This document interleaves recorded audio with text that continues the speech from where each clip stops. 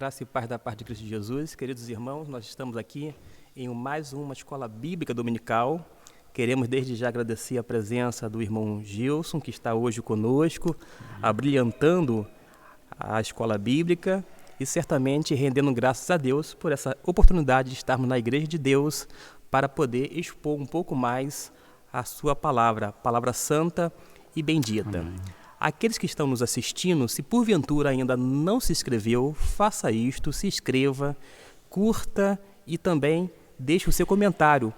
Tudo isto é muito importante para a nossa plataforma e saber que vocês estão se envolvendo com a nossa escola bíblica online. A lição de hoje tem como tema, irmão Gilson e os demais irmãos que estão nos acompanhando, ser ou ter, eis a questão. E a gente vai lidar com esse tema durante esses minutos que estaremos aqui na igreja.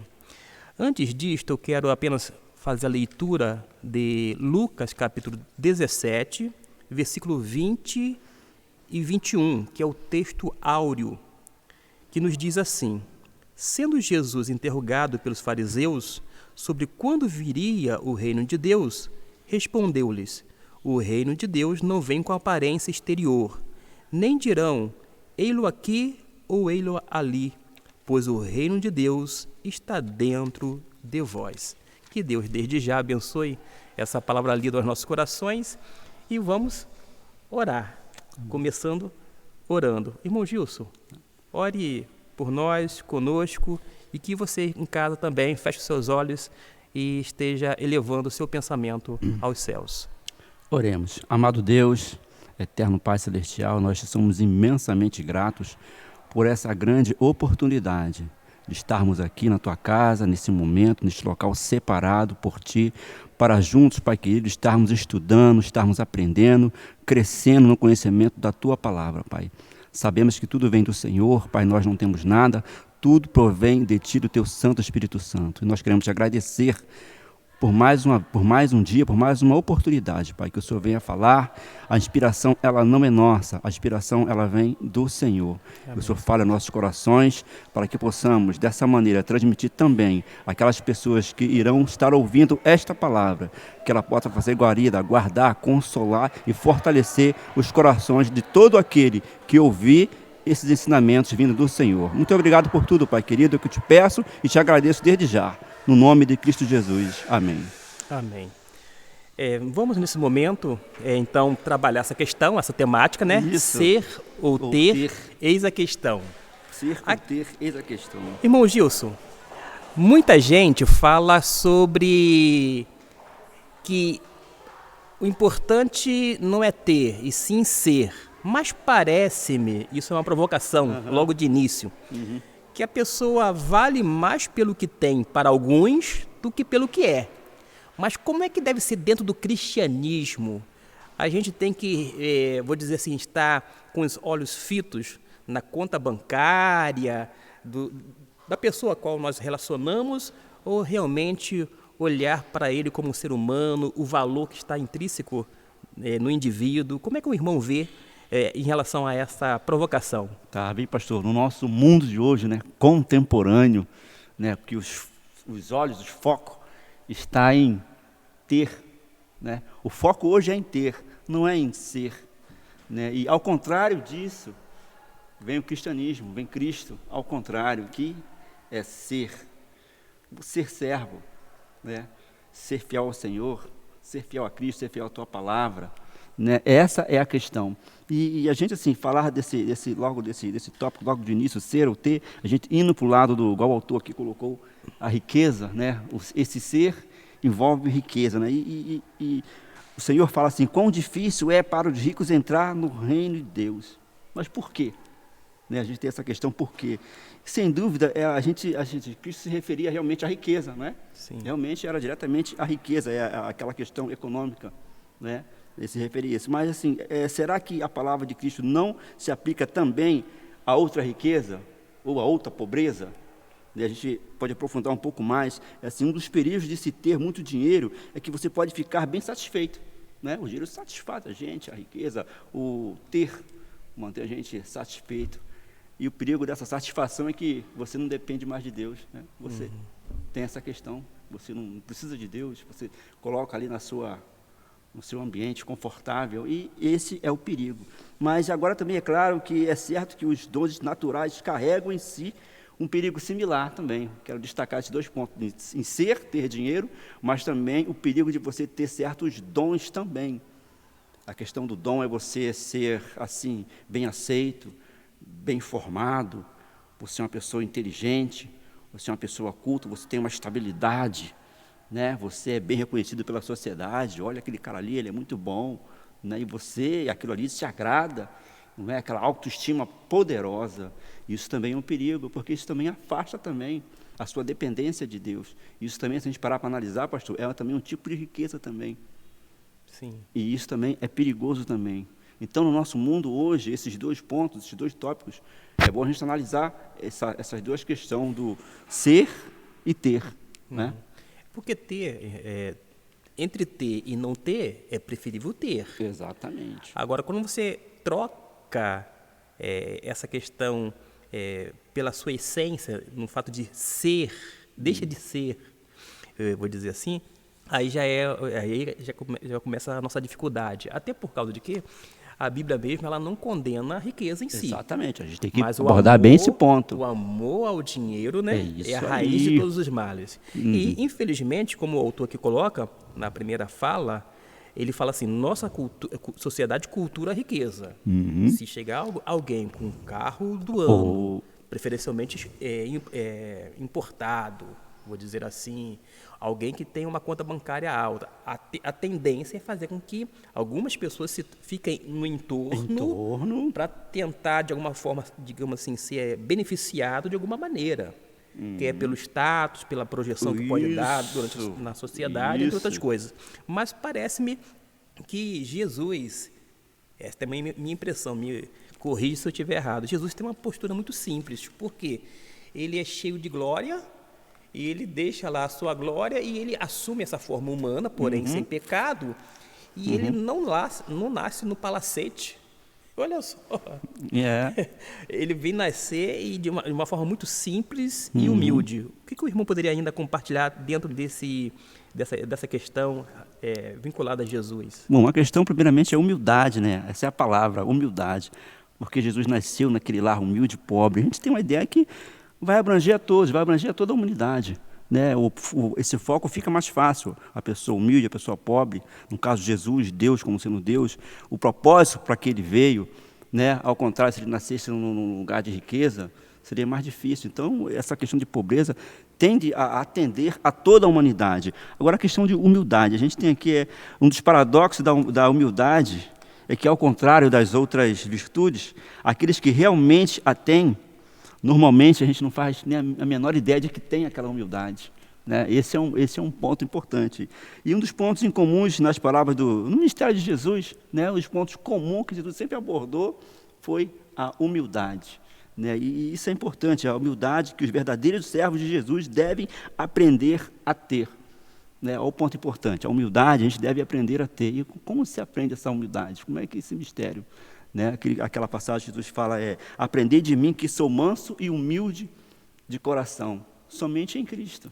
É interessante que nessa frase de Jesus, quando ele fala, ele é altamente coerente, ele verdadeiramente era humilde e manso. Exatamente. Então Jesus está, vou dizer assim, numa categoria e numa posição tão tranquila que ele pode dizer, aprendei de mim que sou manso, eu sou um modelo para vocês. Agora, no dia a dia, a gente sabe que humildade não se fala, humildade se vive. Quando a pessoa chega assim, não, porque eu sou muito humilde, a gente já vê que a humildade já a contradição, né, pastor? Já saiu de fininho. Mas a gente pode realmente se espelhar em Jesus, como já que o irmão colocou esse versículo, né, essa frase de Jesus, né, aprendei de mim que sou manso e humilde de coração, e entender que, conforme é colocado aqui, já que a gente está falando de humildade, a humildade, segundo o próprio autor, é a essência do amor. Porque o amor não é prepotente, arrogante, etc. e tal. A essência, o amor vai fazer com que gere mais esse quesito que é a humildade. E a humildade, inclusive, eu penso que é essencial para aprender de Jesus e aos pés de Cristo. Pés de Jesus. Porque sem humildade, se eu já partir do princípio que já sei tudo e que não preciso saber absolutamente nada, eu não vou ter humildade, logo não vou aprender. Está atrelado. O autor aqui, irmão Gilson, fala sobre humildade, mas diz que a ausência do perdão brutaliza o ser humano e vai torná-lo um algoz de si mesmo. Aí a gente falou sobre humildade, mas a pessoa às vezes tem uma fisionomia de tão assim dependente, pobrezinha, humilde, entre aspas, Isso. mas ela não quer perdoar, tem um coração duro, cheio de rancor, mágoas acumuladas durante anos e anos. Como é que o irmão pode assim nos orientar nesse sentido para a gente, claro, ter uma vida de humildade de fato, mas ao mesmo tempo lidar com essa outra questão que é o perdão, que está atrelado uma coisa com a outra, né? Como é que a gente pode lidar com o perdão? Sim, sim. Pastor, nesse ponto aí, pastor, eu só vejo um caminho. É o que a gente acabamos de ler aqui. Aprendei de mim. Porque Jesus ele tem a plenitude. Aquela questão dos atributos de Deus, humildade, mansidão, amor, temperança. Tudo isso, Jesus tem isso em abundância. Ele é a fonte, né? Aquela fonte que tem tudo isso. Então, você fora dessa fonte, no meu pensamento, eu penso que é impossível o ser humano por si só superar essas questões. E muitas das vezes essas questões são questões naturais da vida da pessoa, devido à sua educação, à sua convivência, devido à cultura, né, os seus transtornos, as suas decepções, que a gente vê que tem muitas coisas que as pessoas sofrem hoje devido ao que passou, né, algum transtorno muito sério na vida, e a pessoa acaba se moldando e se tornando essa pessoa. Então, eu vejo que, apesar de ter muitas coisas que alguns psicólogos acho que ajudam muito, sabe? Mas eu vejo que a essência, a fonte, realmente, é aprender em Jesus, é aprender de Cristo. Sim, se a gente internalizar os ensinos de Jesus, colocarmos em prática, certamente muitas situações seriam amenizadas. Com certeza, amenizadas. Na nossa vida. Teria um impacto muito assim, menor por conta da praticidade Exatamente. do Evangelho, encarnando esse Evangelho. E falar em encarnação, pode até ler aí, Lucas 17:5, fala alguma coisa sobre fé. Há até um pedido, né? Porque chegam até Jesus e diz assim, disseram então os apóstolos ao Senhor, aumenta-nos a fé. A gente falou aqui de humildade, essa questão atrelada ao perdão, mas aumentar a fé, embora aqui no contexto há uma exemplificação, não é uma receita, conforme o autor colocou aqui, não é uma receita de como ter uma fé maior, mas sim valoriza o fato de que uma fé pequena tem um grande potencial em si mesma. Como é que a gente poderia, vou dizer assim, aumentar a fé? É simplesmente, eu diria, determinar? Eu determino que eu vou ter fé, pronto, acabou? Ou é alguma coisa mágica, tipo, é só usar o nome eu vou ter fé em nome de Jesus, como se fosse, um estalar de dedo já vai ter uma fé automática? Como é que o irmão lida com essa situação agora exposta aqui? A maioria das pessoas tem essa ideia, né? Aumenta a minha fé, essa coisa, mas a gente não gera nada, nem mesmo a nossa fé. Se não vir do Senhor, tudo vem de Deus, é o que eu acabei de dizer, é a fonte. Não tem como, né? Apesar que existem processos na qual pertence ao Senhor, Ele mesmo trabalha essa questão da fé, né, no ser humano, mas isso pertence a Deus, é Ele que sabe essa dinâmica, é Ele que sabe atuar, Ele que sabe operar aquilo no homem, as situações do dia a dia, as consequências, tudo, Deus pode usar tudo para trabalhar a fé do ser humano, né? Aí sim, mas tudo isso parte do Senhor, por si só, o homem não tem a capacidade de aumentar a sua fé, de trabalhar essa questão. Agora, uma vez estando em Cristo, essa posição, né? Se nós estivermos em Cristo, aí já vai implicar num relacionamento sério, duradouro, profundo. Aí sim. E isso me reporta a Moody, que foi um grande evangelista no passado, e que ele ficou um tanto assim aflito porque ele achava que tinha uma fé diminuta. E ele chegou a um ponto de orar incessantemente com lágrimas, sinceridade, e pedir a Deus, Senhor, aumenta a minha fé. Ele olhava depois para o lado, abria os seus olhos e via que a fé dele não estava sendo aumentada.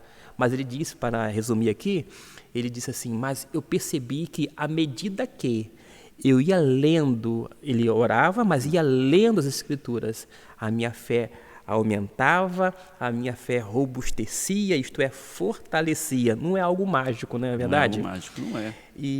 Então a gente precisa ter esses elementos aqui descritos até agora em mente. Nós vamos passar para o próximo tópico, mas gostaria de saber o seguinte, tu quer fazer alguma consideração nesse primeiro aspecto no tocante à humildade, ou a gente vai para o segundo? Não, é só a questão que aqui o pastor acabou de relatar, a leitura da palavra. Né? Essa questão de você trabalhar a palavra de Deus, trazer para a sua vida, isso também é importante no crescimento, né?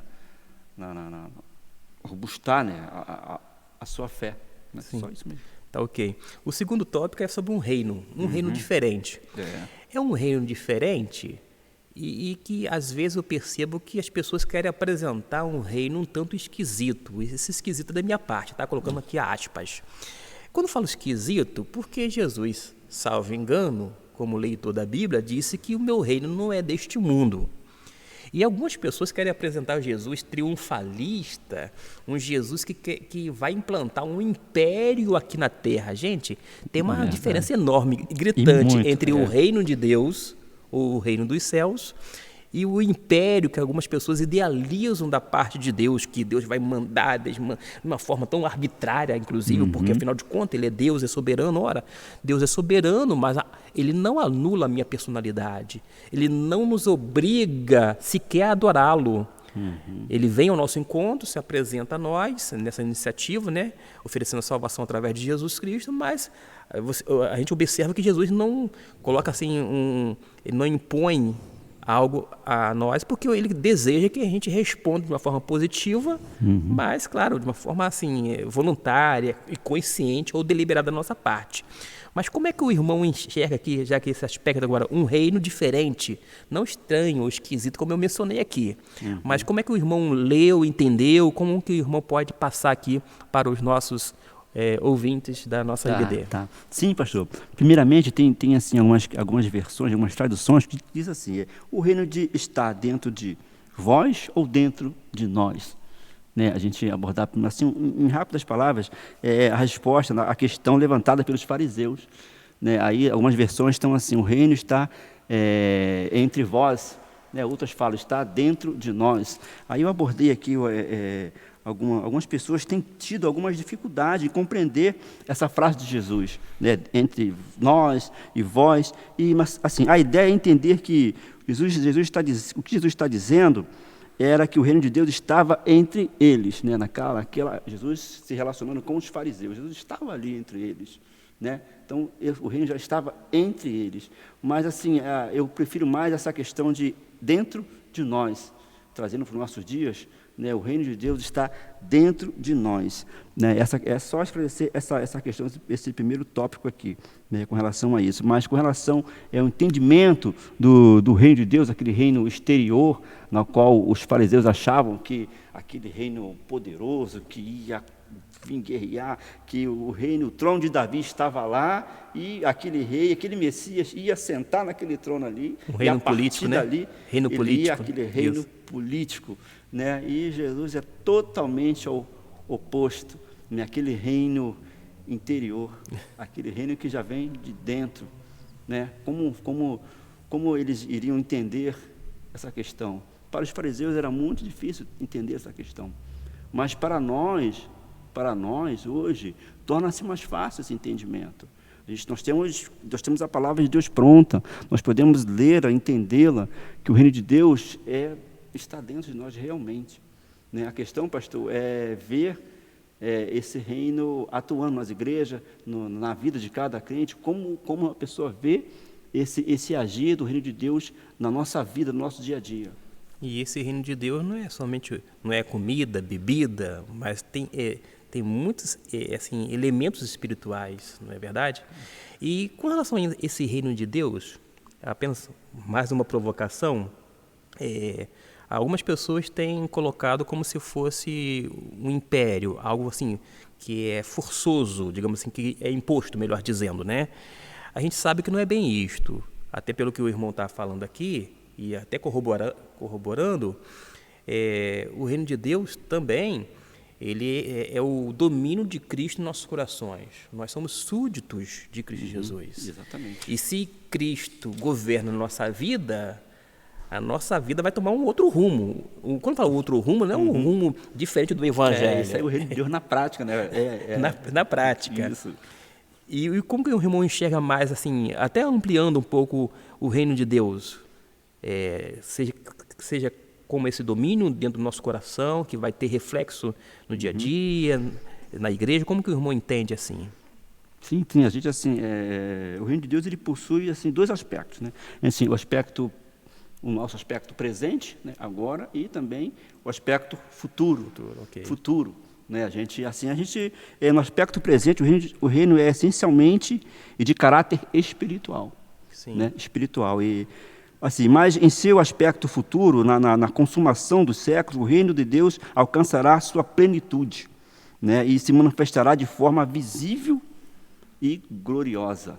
Né? Esse é o aspecto futuro. E, assim, nesse momento, é certo de considerar alguns aspectos envolvendo o cristianismo e a vida cristã após o cristão ter recebido o reino de Deus dentro de si. A gente, assim, aquela questão da prática, né? O que produz o reino de Deus dentro da nossa vida, né? No nosso relacionamento, no nosso dia a dia, na vida da pessoa. Assim, o que se espera, pastor, quando uma pessoa ela recebe o reino de Deus, quando ela recebe Cristo em seu coração? O que se espera na vida de uma pessoa?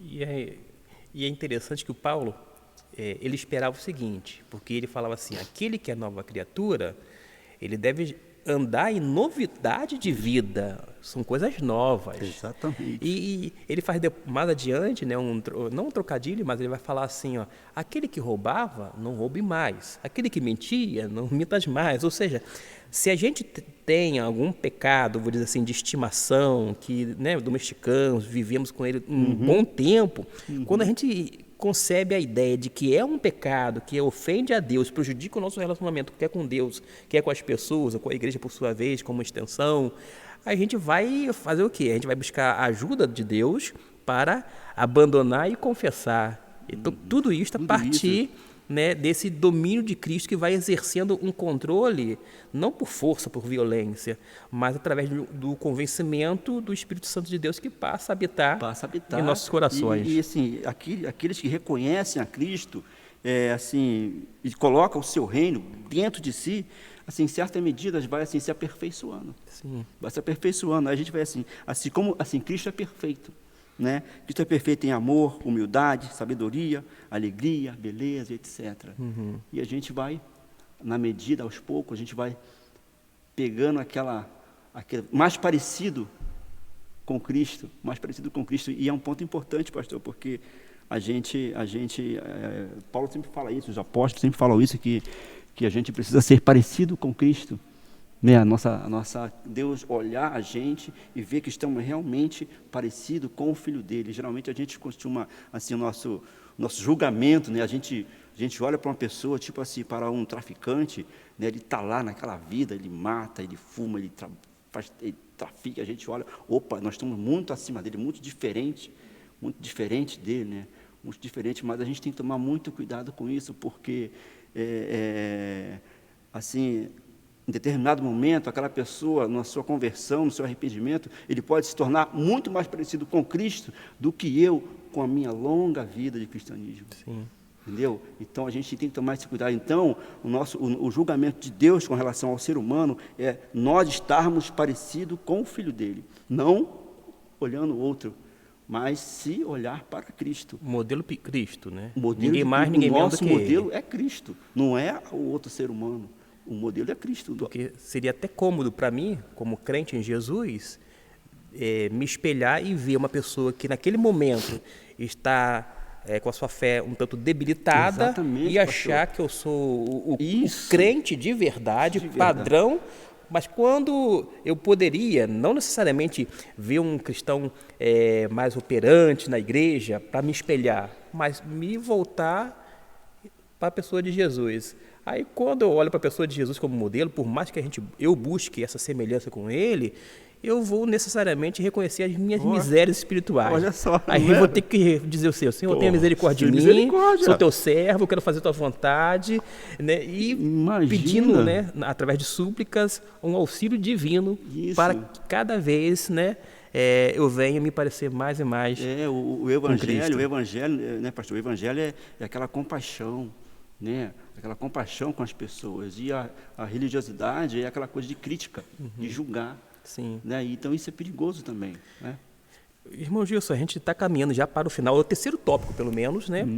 Fala sobre o reino de Deus é um reino de crianças e não de jovens ricos, porque faz um contraponto aqui, todos vocês que têm a revista em mãos sabem do que está sendo dito aqui, mas para não deixar assim solto, quando fala aqui que o reino de Deus é um reino de crianças, não está sendo afirmado que, como nós sendo participantes deste reino, devemos ser imaturos, infantis, porque a infantilidade, essa meninice espiritual, vou dizer assim, foi trabalhada por Paulo na igreja, por exemplo, em Corinto. Ele falava que eles não deveriam ser meninos na fé, não deveriam ser bebês espirituais, ainda com leite espiritual, deveriam ter já um alimento sólido, etc e tal. Então, só desfazendo qualquer possível equívoco ou associação.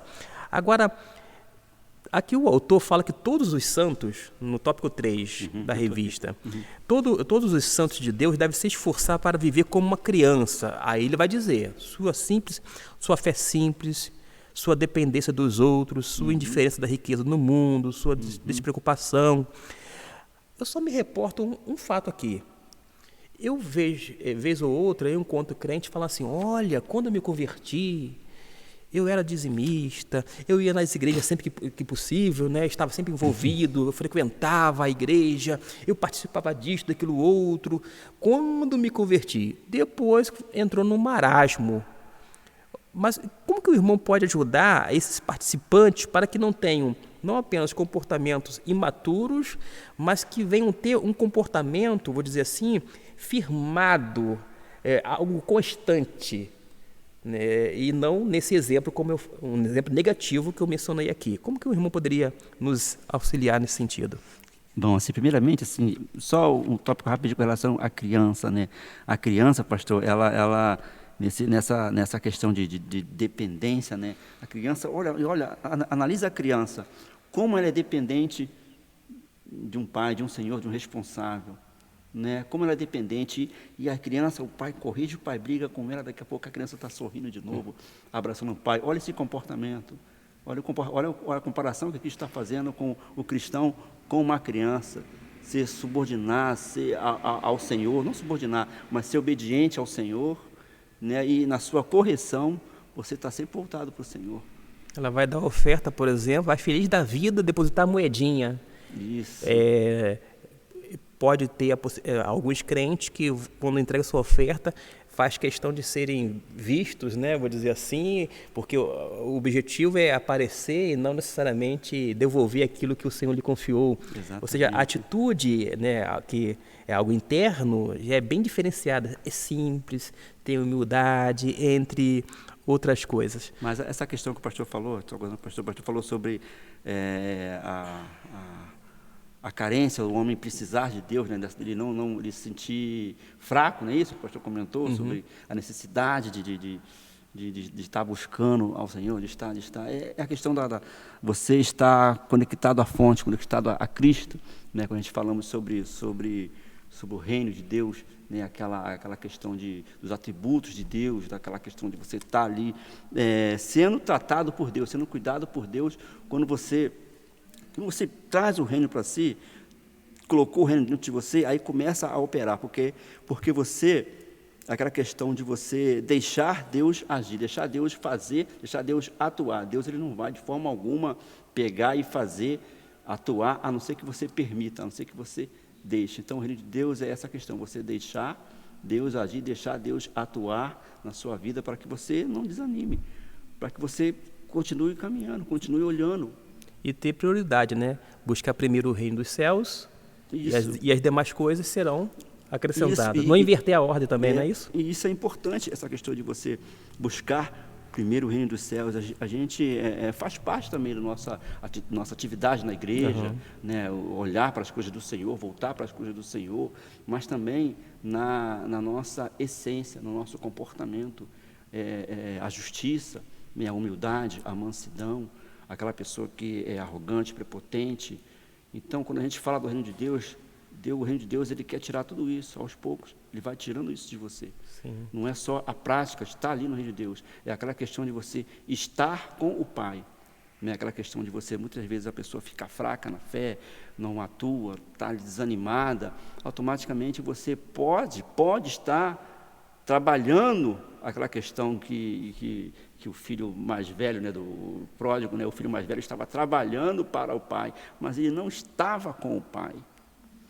Nós precisamos... Debaixo do teto da casa do pai, mas assim mesmo o coração dele aquela estava... questão de você estar perdido na casa do pai, perdido. Está trabalhando, está atuando, mas realmente você se ligou que você realmente está ali, na essência, está conectado realmente com o pai, ele está se sustentando. Na verdade, não é trabalhar para o pai, é trabalhar com o pai. Junto ao pai, né? Junto ao pai. Aí você ganha virtude, fortalecimento, né?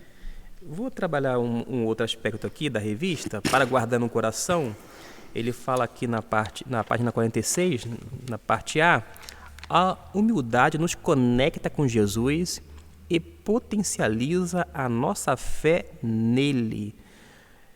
Porque, de fato, quem é humilde passa a ser uma pessoa dependente de Cristo Jesus e vai fazer o quê? Vai se distanciar dele? Jamais. Vai se aproximar cada vez mais e mais. Outro aspecto é a questão de aprender a valorizar o ser em vez do ter. Isso o autor colocou aqui. Eu quero até mesmo encorajar você a ler a sua revista, ciente de que você precisa ter como base o texto bíblico, que são os textos indicados. No nosso caso, os capítulos 17 e 18. Então, não deixe, se você ainda não fez a leitura do capítulo 17 e 18, faça, porque é sumamente importante.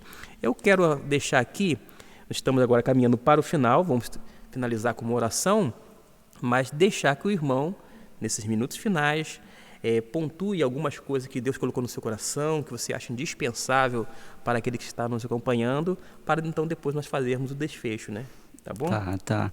Bem, pastor, eu quero destacar aqui, né, porque a nossa aula aqui ela vai abranger várias pessoas, né, tanto dentro da igreja como também fora da igreja, né? E nós estamos tratando aqui sobre o reino de Deus, né? E o que é importante para você, eu estava estudando essa semana sobre isso. A pessoa, quando ela é bondosa, uma pessoa bondosa, né? Ela não faz parte de uma religião, não é cristã, mas ela é uma pessoa bondosa e ela toma aquilo como justiça para a vida dela, porque eu sou bondosa, eu sou uma pessoa muito boa, eu não preciso estar na igreja, não preciso estar ali atuando, não preciso ser cristão, mas eu quero sempre lembrar que essa bondade que você tem, ela não é sua. A nossa bondade, o que nós temos, ela não nos pertence, ela pertence a Deus. Tudo que é bom vem do Senhor. Verdade. Então o reino de Deus é isso, né? Você tem essa bondade, mas você tem que tomar ter consciência que um dia essa bondade Deus vai pegar de volta, porque pertence a Ele.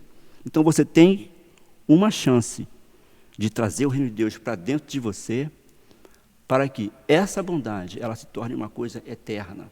Entendo.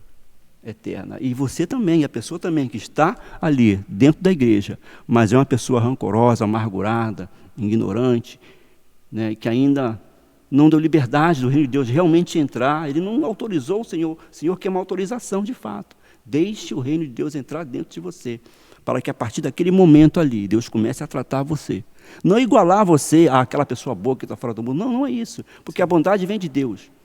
Bondade vem de Deus, mas levar você a criar os atributos de Deus dentro de você, para que realmente, de fato, o reino de Deus atue na sua vida, para que um dia, essa bondade, tudo que faz parte do reino de Deus, vai ganhar uma eternidade, né? Vai ser eterno, vai se acabar. Que bom. E que Deus abençoe. Né? O irmão falando aqui, eu lembrei de algumas expressões, até mesmo minha, quer nesse púlpito, né, da igreja, quer nesse ambiente de escola bíblica, que em alguns momentos eu falei, fui repetitivo para ser didático, ser nesse sentido. Eu falei, olha, se eu não tenho méritos, se houver alguns em mim, esses não são meus, são de Cristo. Exatamente, nós não temos nada. Os nossos pastor. méritos são de Deus, São de porque Deus. são tudo assim, são tudo dádivas. Deus tem sido gracioso para conosco e possibilidade, inclusive, de nós estarmos aqui, de alguma forma, contribuindo para a formação cristã das pessoas que estão nos acompanhando na EBD. Nós estamos chegando ao final, Amém. Vamos encerrar com uma oração, mas o nosso desejo é que você continue acompanhando e até a próxima lição com mais pessoas colaborando aqui para expor a palavra de Deus. Oremos, pois, e assim encerramos. Senhor Deus nosso Pai, muito obrigado porque o Senhor nos concedeu essa oportunidade de falar da Tua palavra, de conversarmos, ó Deus, a respeito das coisas do reino dos céus e compreendermos, ó Deus, que realmente o reino de Cristo não é deste mundo, é um reino espiritual, é um reino que faz com que haja esse domínio, esse governo em nossos corações e nós, como súditos, apenas reconhecemos o senhorio, obedecemos, fazemos a Tua vontade e quando não realizamos, ó Deus, essas vontades aqui ou acolá, que o Senhor possa agir com Amém. disciplina, porque sabemos também, à luz da Tua palavra, que o Senhor disciplina o filho que ama. Por isso, ó Deus, tudo isto é uma forma graciosa, amorosa da parte do Senhor. Abençoe grandemente cada pessoa que acompanhou a nossa Escola Bíblica Dominical, que o Senhor continue abençoando ricamente, abençoe aqueles que vão ter acesso a esse material, que eles possam muito mais do que se inscrever, do que curtir e comentar, que eles possam ter um relacionamento com a pessoa bendita de Cristo Jesus, pois esta é a nossa intenção, tornar Cristo cada vez mais e mais conhecido e, sobretudo, enaltecido. Pois assim nós oramos no nome de Cristo. Amém. Amém, Jesus. Amém.